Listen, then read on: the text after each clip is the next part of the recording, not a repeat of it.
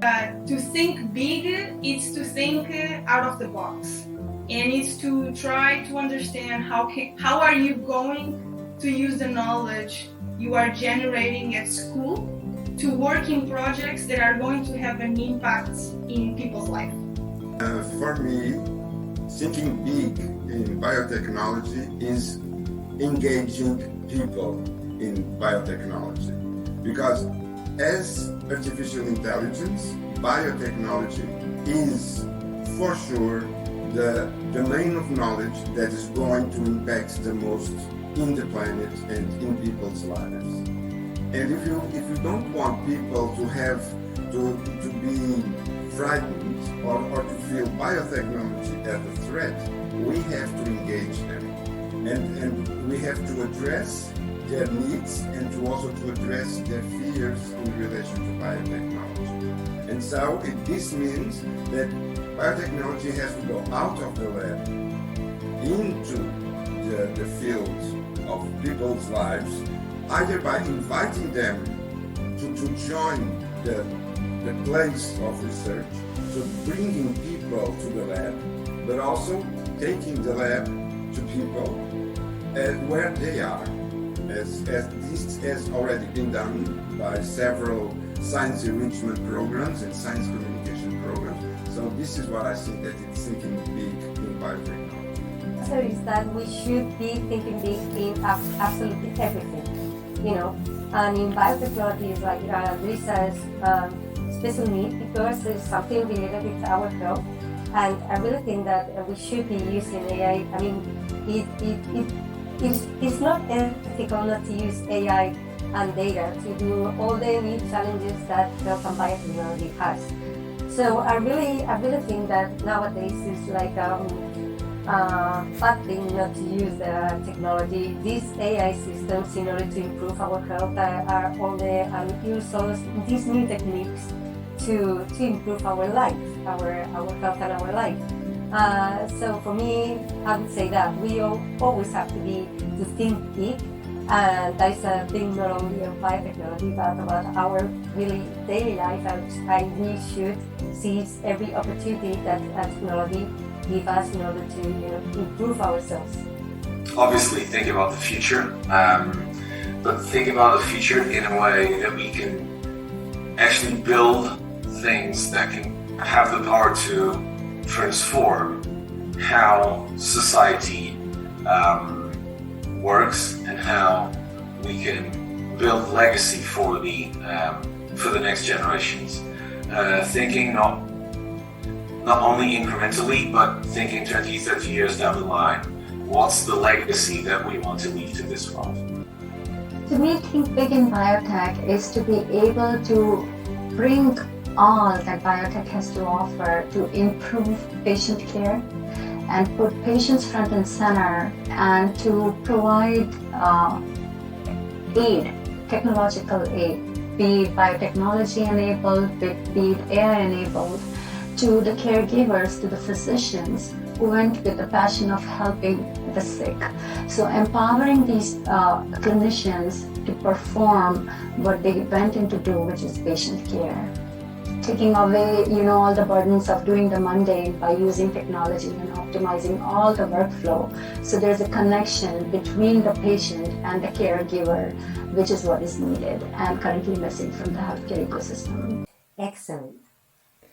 You can say, I really think it's a big challenge to bring together all these experts to talk about different perspectives of biotechnology, and so I really think my work is a big challenge, and you did it great. Yes, the word that just came to my mind without thinking anything else was warm. Warm, as in warmness. I think I felt warm. So I would say open discussion. I think there was space for us to be able to share our ideas and to discuss them with other people in a very open way. really stimulating. Over 107 attendees from 4 different time zones and 4 different geographies that span from North America to Brazil to Shanghai. I think it was amazing. It's no small feat, especially on a Saturday.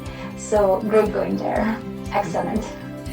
Putting together people from different fields, and in the special case, the round table about science and misinformation, you are giving the opportunity to experienced people in different backgrounds to be together and at the same time to share their thoughts and their knowledge with the students.